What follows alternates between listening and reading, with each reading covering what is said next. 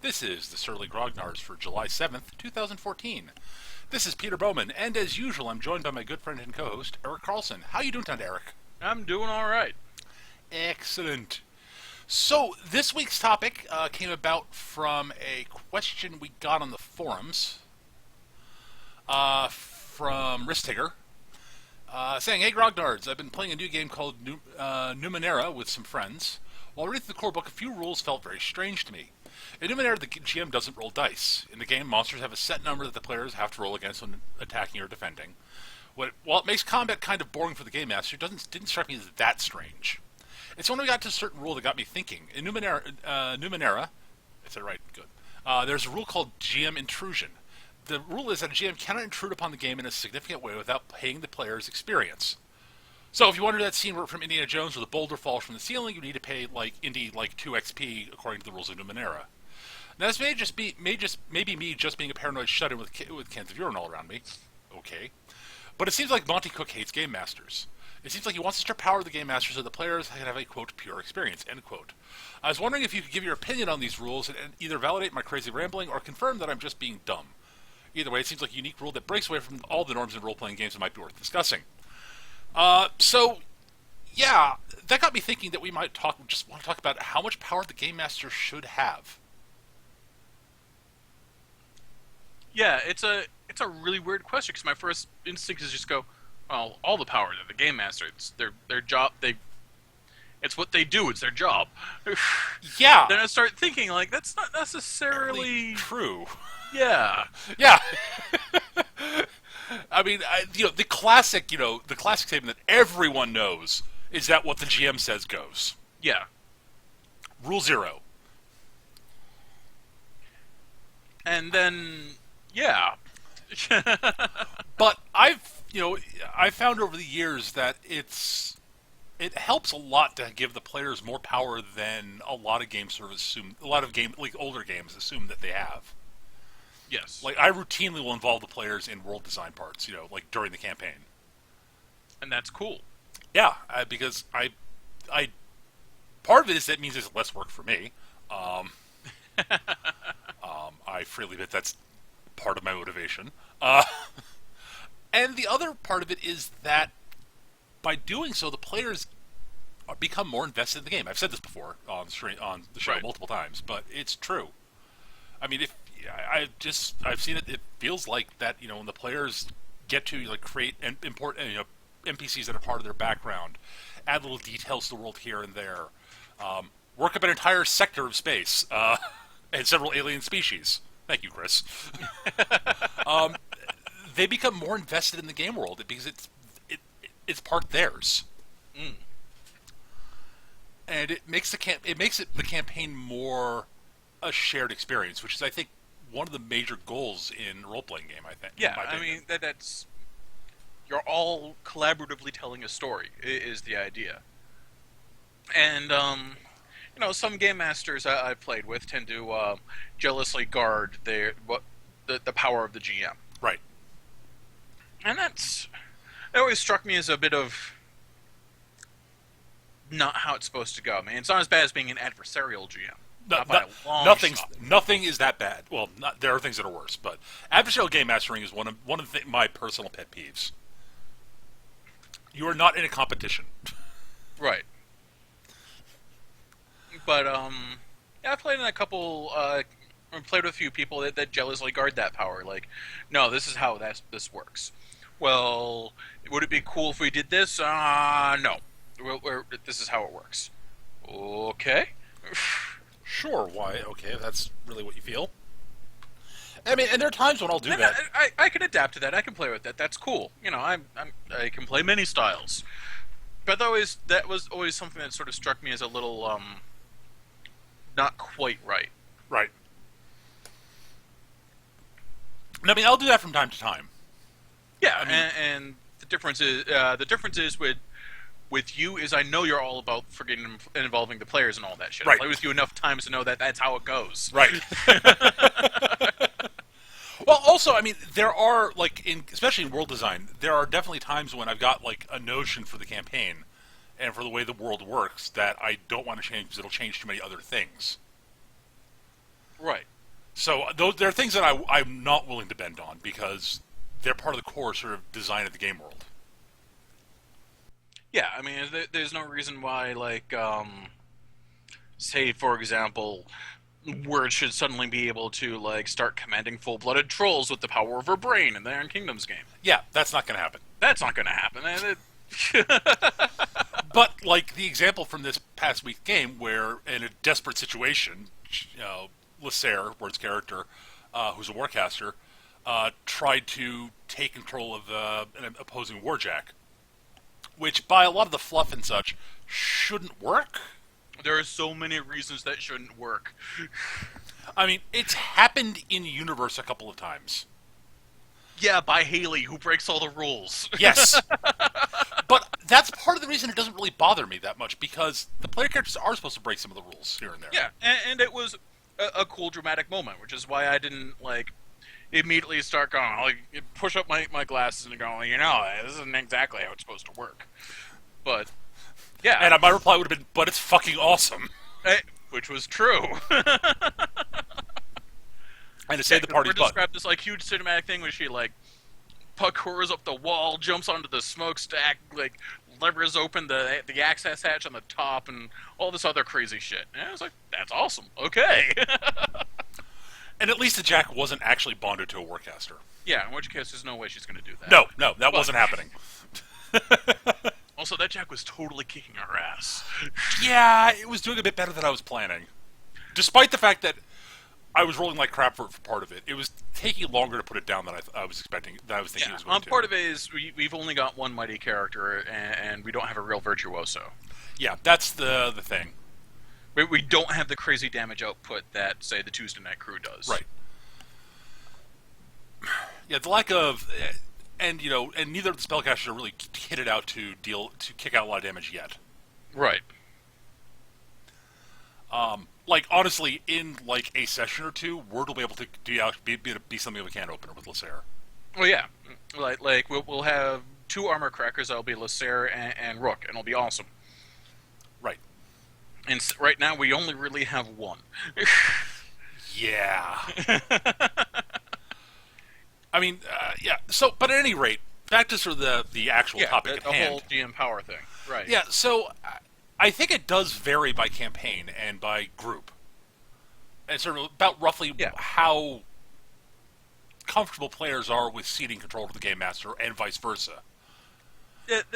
Yeah, and all things, it all comes down to the group and the Game Master. Like, if you've got a group of players who will seize on every opportunity for an advantage, whether or not it makes sense. Right. Then, yeah, you have to keep tight reins on things. Right.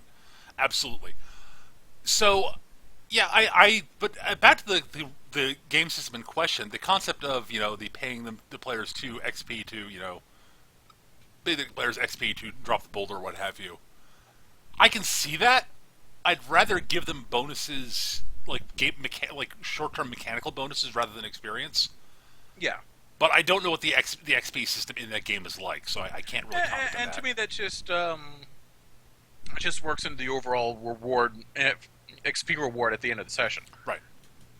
Like, there's no need for that mechanic unless you have an adversarial DM. Right. Honestly, I look at that and I'm like, you're codifying something that, like, okay, the boulder thing is making things more challenging. They probably should get some more reward for that. Yeah, certainly. And, that's one way to do it. But the fact that they're codifying it that way sort of does seem to imply that the game designer, which apparently Monty Cook, doesn't trust the Game Master to do that. Mm. And I'm not one of Monty Cook's biggest fans, shall we say. What else has he done? D&D 3rd Edition.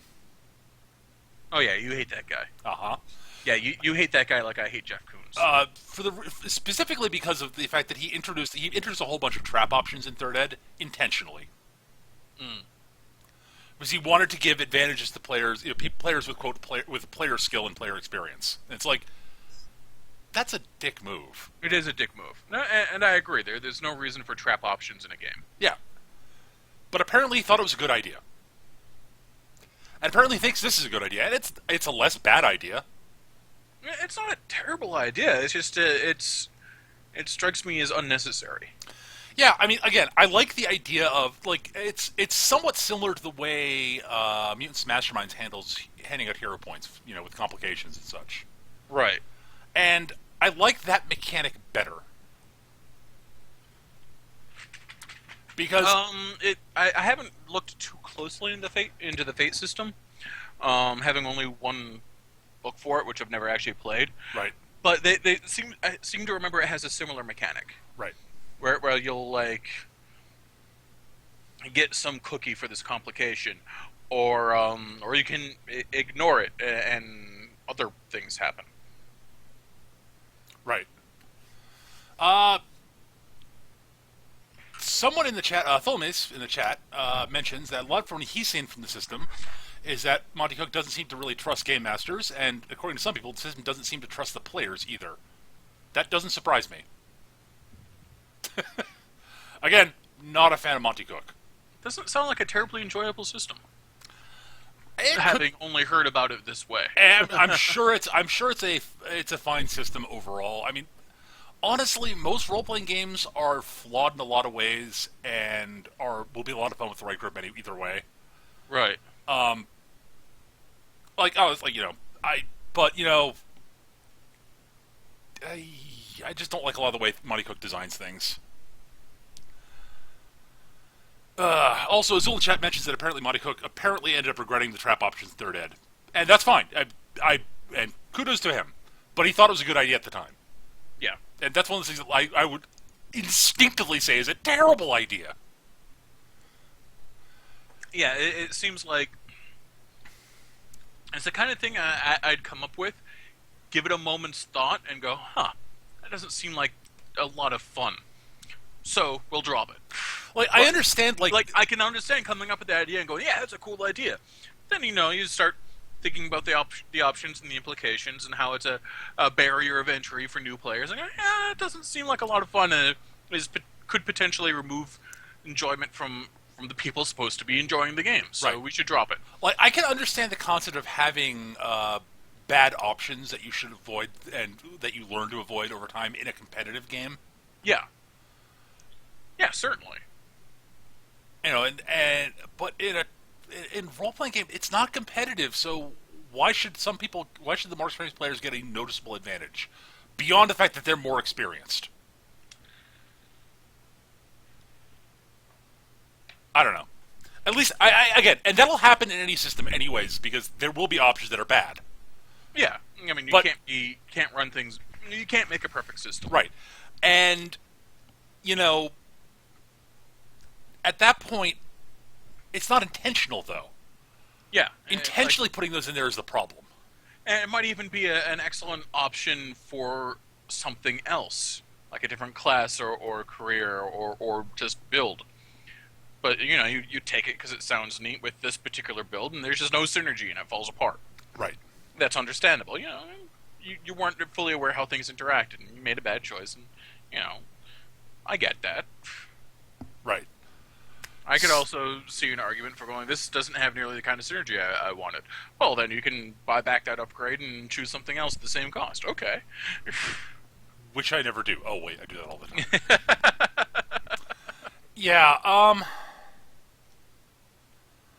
So yeah, I do think that the game master does need some power, though. Is the thing. Like stripping the game master of all power is most of the power It doesn't is sound like any fun to the game master, right? In that case, Right. And like, game master's supposed to have fun too, guys. yeah. The game master is another player, and so the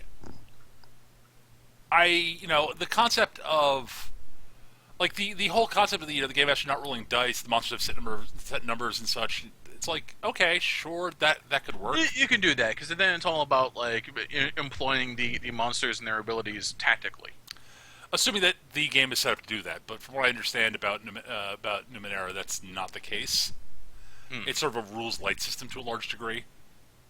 Okay, so wait a minute. It's a rules light system, but it went and codified this whole complication thing in such a minute manner. Yeah, Sounds counterintuitive. I agree completely.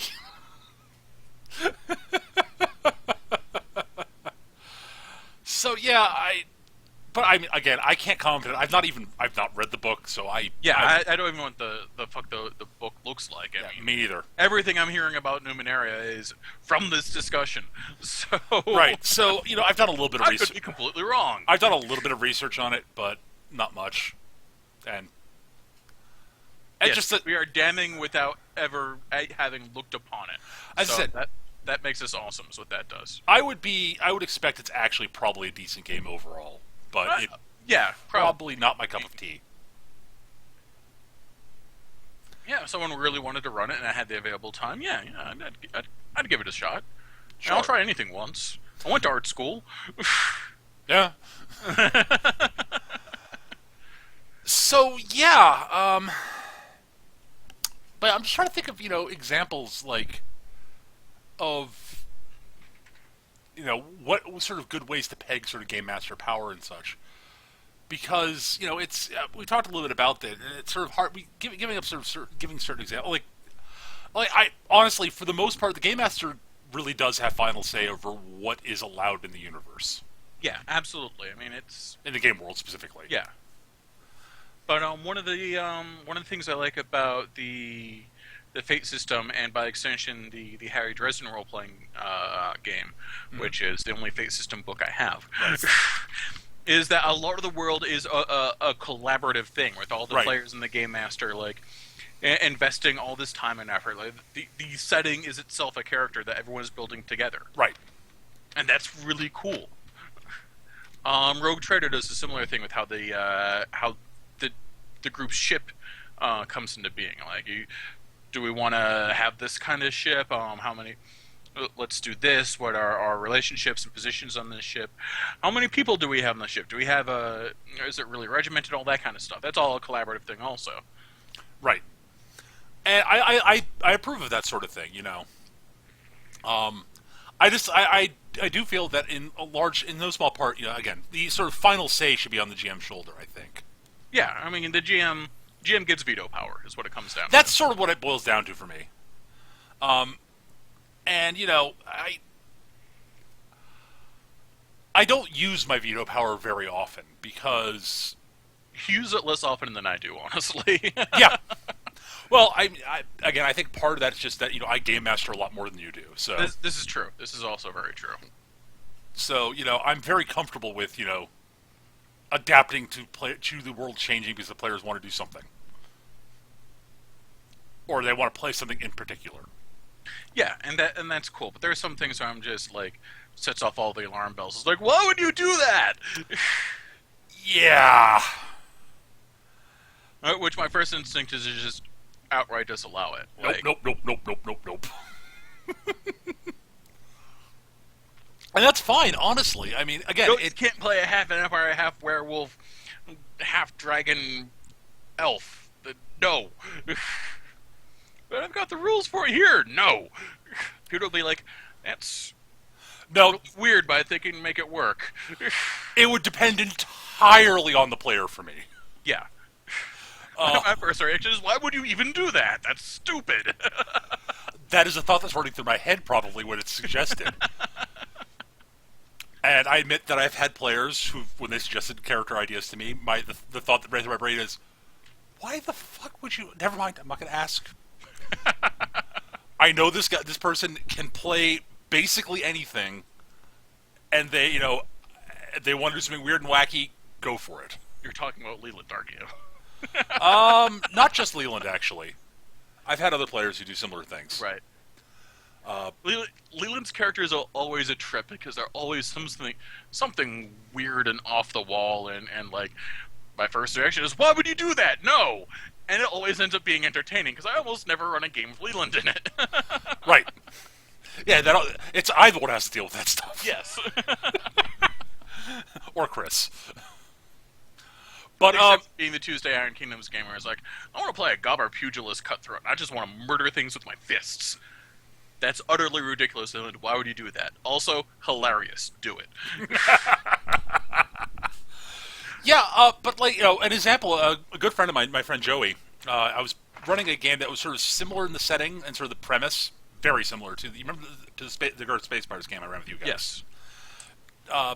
It was different. I don't remember what system it was in. I think it was one of my few forays into Big Eye Small Mouth when I was trying it out to giving it a fair shot. I don't like the Right. system very much. But so this was a bit more lighthearted than your game. Right. But what Joey decided he wanted to play was, you guys found the difference I had in this game was that their ship, broke up and what have you, and they, for various reasons, they all ended up on this wrecked precursor ship that got lost in hyperspace and ended up somewhere they didn't know where it was. Okay. So it was this old precursor warship of some sort. Joey wanted to play the ship's computer. Okay.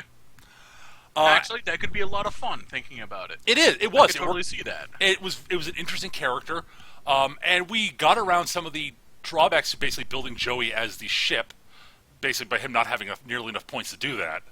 Right. By basically just saying, well, the rules exist for the various players in a group to donate shit points to a group vehicle. So they're donating them to they're donating to him so that he can make the ship awesome. Right, and also Which is him. there are also a lot of situations where they couldn't use the ship because it's a big ship.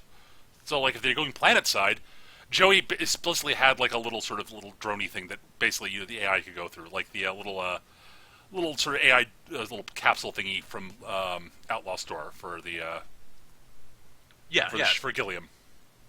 And that was it. Instantly where my thought went was Gilliam from Outlaw Star. And that's exactly where Joey got the idea. Aha. There's a reason it went there. It's because that's where he got the idea. Gotcha. But instead of the small sort of the smallish medium fightery ship, it was like a precursor capital ship basically. Like Dreadnought kind of deal, right? Yeah, it was a big ship. So it had a lot of power, but they didn't have a big enough crew to fully utilize it, despite the sophisticated precursor AI. Right. Also, the big thing is that he couldn't. The reason that the AI couldn't operate the ship on its own is that it literally is not allowed to run the ship without a sentient living captain. Gotcha. So when the player, they had to decide who the captain of the ship was going to be amongst the group. Well, me, obviously. I have experience. Also, you will like me, because I have charisma too.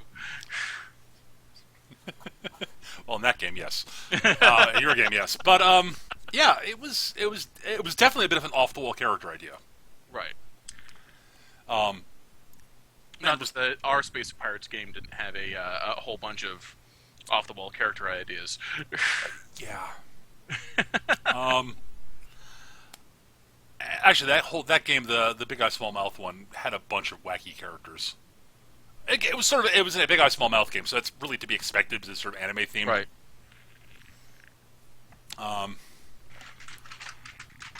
So yeah, but those are examples where I basically it's like, okay, my game world doesn't have X. The players really want to play X. I can probably work it in.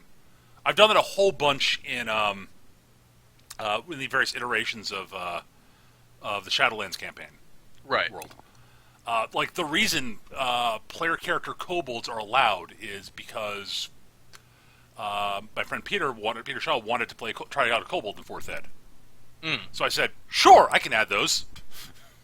I can come up with a rationale for why kobolds are available to players and aren't immediately considered evil by the people in the South. Yeah, you can make that shit work. Yeah, right. And I was like, I'm at it. Goblins too, because what the hell? Because goblins are awesome.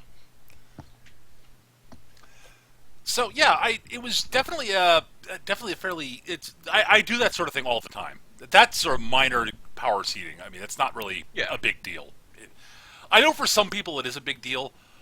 I know, like, I've had people sort of talk about like various weird races that they've released in 4th edition, like the Shard Mines, which are basically they're kind of like how the Warforged exist.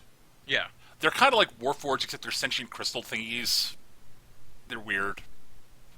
Okay. They're very weird. And very sort of. 4th Ed also had like the half vampire racial template and the vampire class, so you could be the double vampire.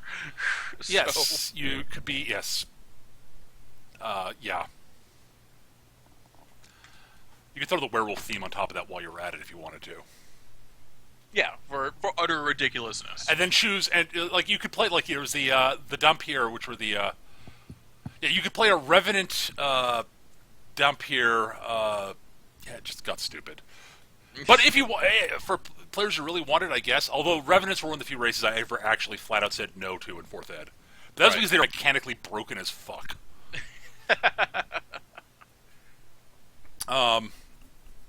The concept that you could actually take the Vampire class and play a Warforges, I thought was hilarious. I remember there was discussion about years and years and years ago, discussion about Deadlands campaign. And you know, this is my first exposure to Deadlands. This campaign never got off the ground, by the Right. way. Okay. And I was talking, and I was reading through it, and I was like, I turned to the GM, and I was like, hey, I want to play an undead gunslinger. I was like, what?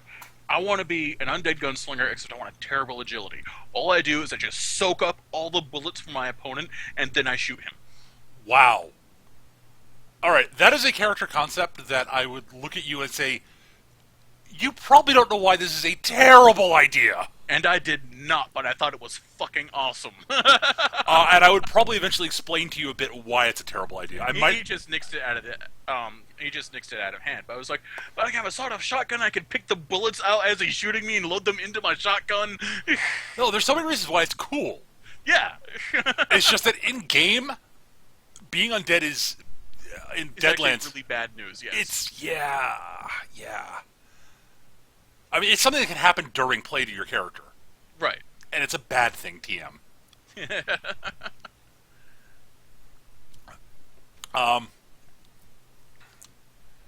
Oh, Deadlands.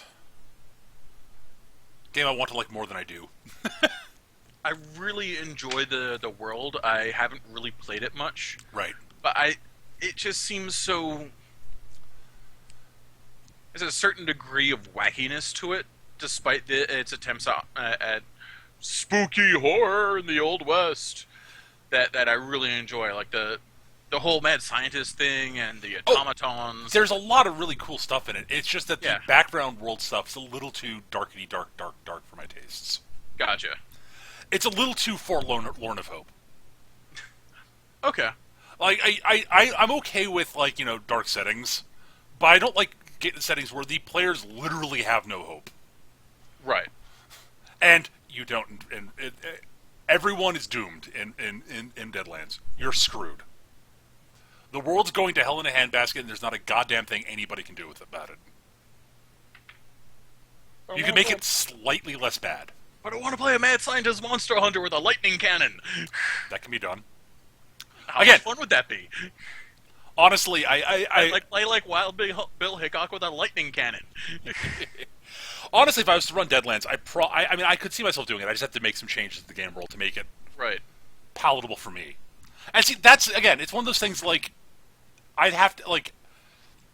There are elements of power I need to hang on to as a game master because I still need to have fun. Yeah. No, absolutely. You can't. The game master cannot cede all the fun, all the power. They just don't have any fun. They're just there to go. Well, you hit the guy. Yeah, I mean, at that point, why not just play Hero Quest, Yeah, and which is a fun game. It's a lot Yeah. of fun, I like Hero Quest. Hero Quest is fun. and honestly, or Warhammer Quest, which is the version I played. right. Well, I've played both, but yeah. And they're a lot of fun. And dear God, I want a good computer game version of either of those. Yes. Then I can play as Skaven.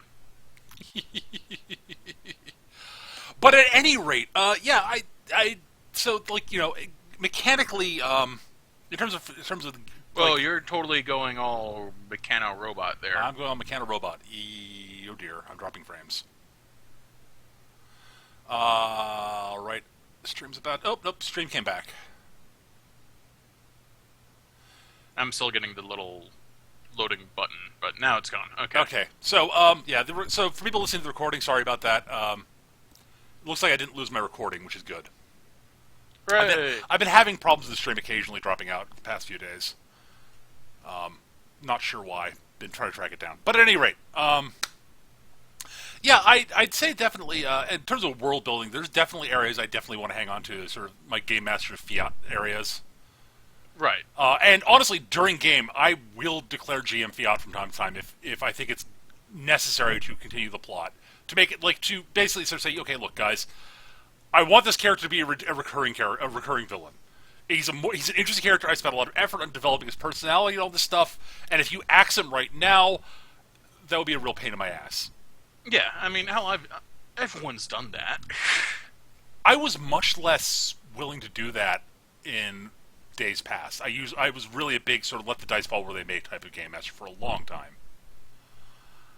As a player, as my time as a player over the many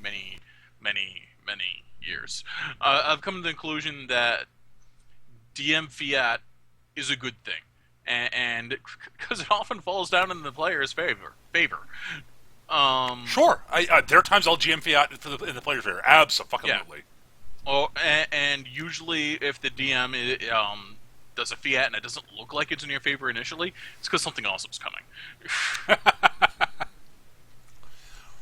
But yeah, I mean, hell, I'm at the point where I'm willing to throw in curb stomp battles that are like definitive, like curb stomp battles, where the players are expected to lose. And I think most people I play with have got understand that I'm not trying to kill them there. I'm trying to set something up. Like, I'm trying to establish like these people as a real serious threat that they can't directly confront now. Right. And that's a sort of level of... And that's not something I would even consider giving bonus XP for. As an example. And I'm down with that. Right. This is a story point, and if you guys want to throw your if you want to throw your guys themselves into the meat grinder, I don't recommend doing this, but you can after this. But yeah, if they defeat you, they'll drop you to whatever and either leave you there or capture you or something. But I'm not trying to screw the players over with it. But yeah, there are definitely times when I definitely will rule GM fiat because it's what the scene needs, or the story needs at the time. Or if my dice are being particularly pugnacious in one direction or another. Yeah. There have been numerous times in, say, the Mutants and Masterminds game we were running on Saturdays, where I basically said, "Oh, they missed. The bad guys missed. I'm sick of rolling 20s for them. Stop that. This is stupid." Stupid random number generator. Don't do it. Don't do it. Ah, you're doing it. So yeah, and I mean, actually, I would routinely fudge numbers behind it when I used to routinely when I ran with Game Master screens more often than I do now. Right. And I honestly think that there is something of a good reason to do open dice rolling as a Game Master, because it means that the players know you're being fair. Yes.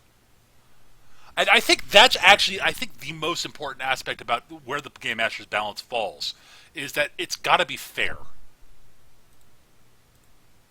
Yeah, I mean, I'm down with keeping the die rolls secret from the players, if I trust the GM. Right. If I know they're not being adversarial and there's something going on behind the scenes that I'm not supposed to know about. Right. I'm cool with that. Yeah, absolutely. The one drawback to that is it means I can't fudge things in the direction of the players as easily. Yeah. Without saying that I'm fudging it in the direction of the players. And that's what I mean. Like, doing it behind the screen maintains the illusion of... maintains the illusion of what's going on. The GM isn't coming down with the hand of God and, like, twisting the die to a 1 from a 20. Right. Or from a 20 to... Or from a 1 to a... If the GM ever twists it from a 1 to a 20, then they're either being adversarial, or there's something important happening, and the bad guys need to win this fight. Right. And there aren't a lot of GMs I can trust with that I've had over the years, but I've had a couple. Yeah. Yeah, it's one of those things that it has to be earned, I think. Yes. I like to think I'm at that point. With most people I play with. I'd say I've been gaming with you for a long time, and you've never intentionally screwed the players. Well, yeah, because, again, it's not confrontational. It's right. not a competition. We're trying to tell a story together and have fun doing it. Yes. And if I'm screwing the players, they're having less fun, which means I end up having less fun. Yeah, So I think that's. I can't stress this enough. Confrontational role-playing games are bad. yeah, it's like confrontational between anybody, not just the players, the game master, confrontational with the players too. Like Yeah. outside of well, that's not entirely accurate. There are a few situations where confrontation between the players can work out. Like Amber is a great example of that. As we've talked about it a bunch of times. But that's sort of Any political game, honestly. yeah, really, and that's one of those. They're sort of the exception that that proves the rule. And they're not that common, really. Yeah, they're relatively uncommon. At the same time, like mistrust between player characters, that's another thing. Particularly when they're like brand new, they've just been introduced to an established group, or they're playing something like decidedly hostile to everyone else in the party, and they're trying to prove that they're good guys, like the inevitable Drow Ranger that shows up in every D&D game. Just about. Even in the one I ran with you guys. Yes. And Shadowland, for that matter. Yes. Although in Shadowland, it wasn't. They weren't a ranger. It was a thief. In the game I ran on the stream. And dear God, Zealous was the glass cannon. Oh my God, so much damage, so little hit points. Could not take a hit. I was really amused by Tarek using enemies as linear accelerators to get to the boss in the back. Yes, I really enjoyed. I enjoyed watching that, even if it frustrated me occasionally. Ah! Sit still, you stupid barbarian! No. Ah! Move action, charge, kill the target, charge the guy hiding way in the back. Stop doing. Oh yeah, it's your job. That group was weird because it was a group of almost entirely strikers. Yeah, we did stupid amounts of damage. Oh my God. Oh my God. Really mobile group of strikers also. Yeah, for a long time. Hannah's character was the least mobile. Yeah, but she was like the friggin' like she like set up on the board and just like start lobbing death in every direction. Right, and and Leland's because there were two warlocks, which was Hannah's Dark Pact warlock and Leland's Fey Pact. So Leland's teleporting all over the place, and Hannah's sitting there going, "And now I screw you through in all these horrible ways and do lots of damage." What? And the barbarian's ping-ponging off everything. Yeah, that was just a little like, I was a ping pong ball of destruction. Is what I was. And then Will's character is the great weapon fighter who goes charging and starts hammering things and sucking up attention. Yeah, and Chris pay attention to me. Woo! And Chris is playing his hybrid ranger cleric. Yeah. So either lots of damage or support. Depending on what was needed at that particular moment in time. Yeah. Oh my God! But yeah, that was it was an interesting party. But yeah, yeah. So I do think the game masters do need some control over the game. Yeah, absolutely. And part of that's because they need to have that power to be fair adjudicators, so that the players know that it's that the game when the game master has come up with a ruling, the players all can agree with it. Yes. It's like, because if the game master doesn't have the power to do that, then who does? If conflict and understanding about the rules comes up. Yeah, and that's always what I felt that the GM was. But it was, if there's an issue with the rules, if there's a rules question, the GM is the final arbitrator. Mm-hmm. Whether or not it's the right call rules wise, it can always be fixed later on.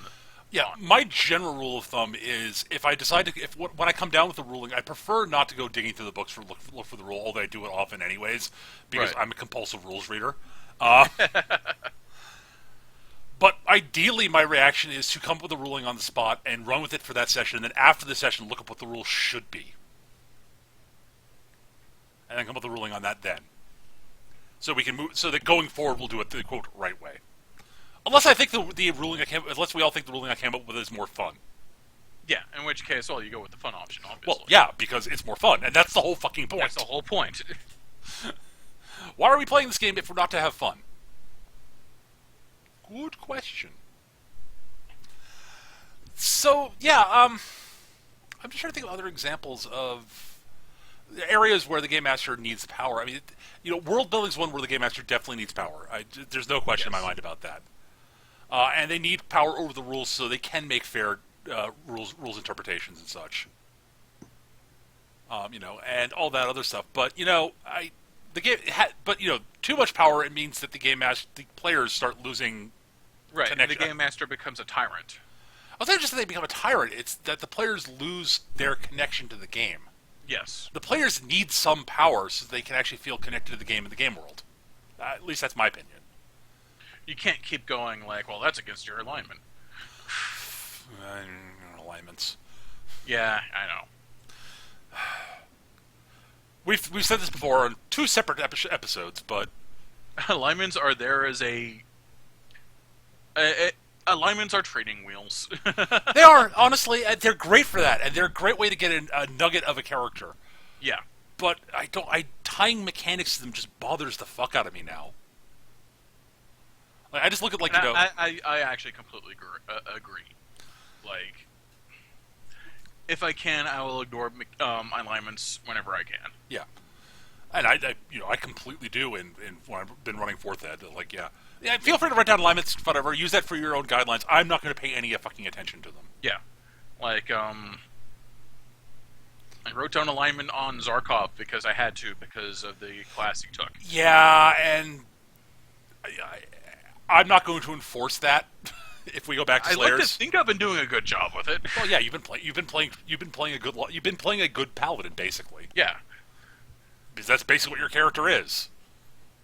That punches things instead of hits it with a sword.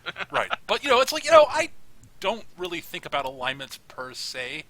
Like they are there in Slayers D20, and I look at it and I go, yeah, sure, they're there. Yeah, go with it. I'm not going to enforce them. And they can be useful for from the monster manual because it gives you a general sense as to what how that particular monster behaves. For most of them, yes, I agree completely. They are actually most useful for the game master in exactly that role. I agree completely. It's a great way to indicate the basic sort of moral compass for a particular type of monster, if morals apply to them at all. Most animals won't have that because they're animals. Well, they usually end up being neutral anyway. Amazing, huh? Yeah. So yeah, that's actually a really good point, and one I do gloss over when I talk about alignments. So yeah, those are the major areas where the game master needs power. But like the game master really doesn't have much power over the characters, like how the players build their characters, as long as they're within the framework the game master set up. Yeah. Ahead of time, it's like, okay, here's a framework I set up ahead of time. This is where you build your characters in. If you want to go outside the framework, talk to me. We'll see if we can work something out. That's my general standpoint. It's not what everybody uses. Okay, guys, we're playing a military campaign. The whole idea is you're out on a far patrol and you're watching out for pirates. I want to play a pirate. What did I just say? Yeah, right. I mean, mind you, I will usually what I'll do is I'll propose a campaign concept to make sure everybody's on board with that before I start saying, okay, now build your characters. So if I propose that, everyone agreed, and then they said I want to play a pirate, I will look at them like they've grown a third eye. Okay, we agreed we're playing a military campaign, but I want to play a pirate. Well, why didn't you say that in the first place? Well, why did you agree to this campaign then? Why did you well, because I just wanted to play the game with everybody else. I hate you. I mean, I don't hate you, but... I haven't had that happen in a long while, but I've had it happen. I've seen it show up every once in a while. Yeah. But yeah, like, I do think that, it's... I'm trying to think where I'm going with this now. I don't know. Yeah, so, it's tricky. Here's an example of the DM like shooting down a character concept of mine. Okay. Playing first edition D&D, and the premise is we're just schmuckos from a village with a bit of talent who end up going out into the wilderness for reasons. I'm not going to go into the reasons. I was like, okay, I want to play a half orc. No, Eric, you can't play half orc. But they're right there in the book. No, Eric, you can't play half orc. Why not? Because you people have met orc. Last time anyone saw an orc was 30 years ago. Fine. Right.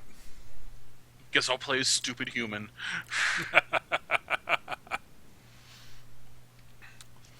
Yeah, and I've become much more lax about what races I allow into my games, in like especially in sort of classic fantasy stuff. Yeah. Largely because I've come to the conclusion that I like actually having sort of groups of the traditional villains who aren't. Yeah. Like I like one of my favorite things about the Shadowlands campaign world is the orcs, the Southern orcs. Yeah.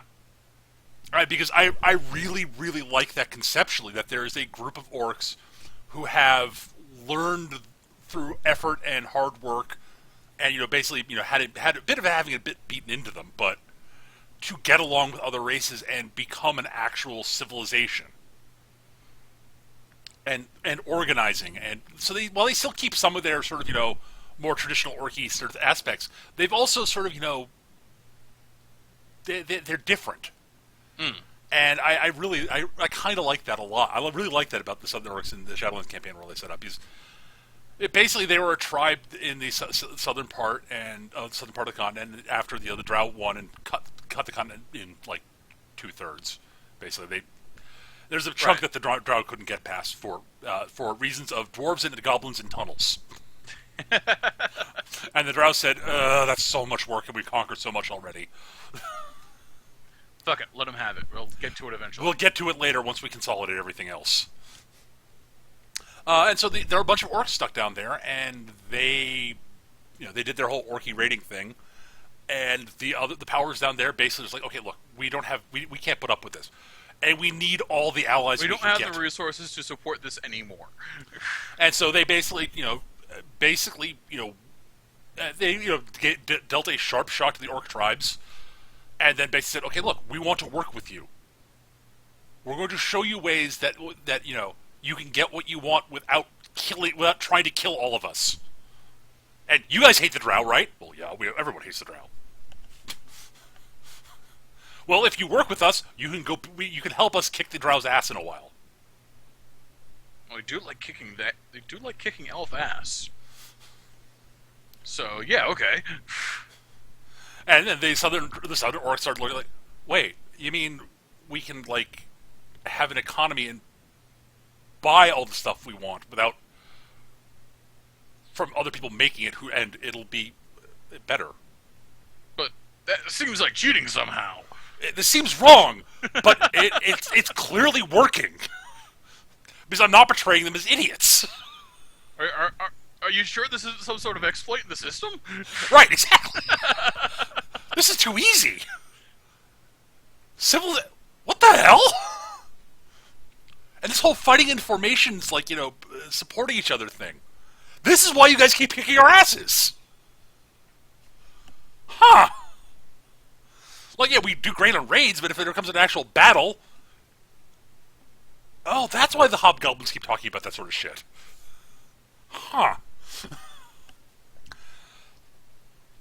Yeah, so... Yeah, meanwhile, I played some from the northern tribes. Well, that's because I set that version of the game north of the wall, so... You didn't have an option to play a southern orc, even if you wanted to. Right. Also, you wanted to play a more traditional orc, and I was fine with that. Yeah, and I want to run around and hit things and steal their stuff. But yeah, like I know friends of mine have sort of commented that my southern orcs sort of have a very Klingon feel to them. Mm. And they do, kinda.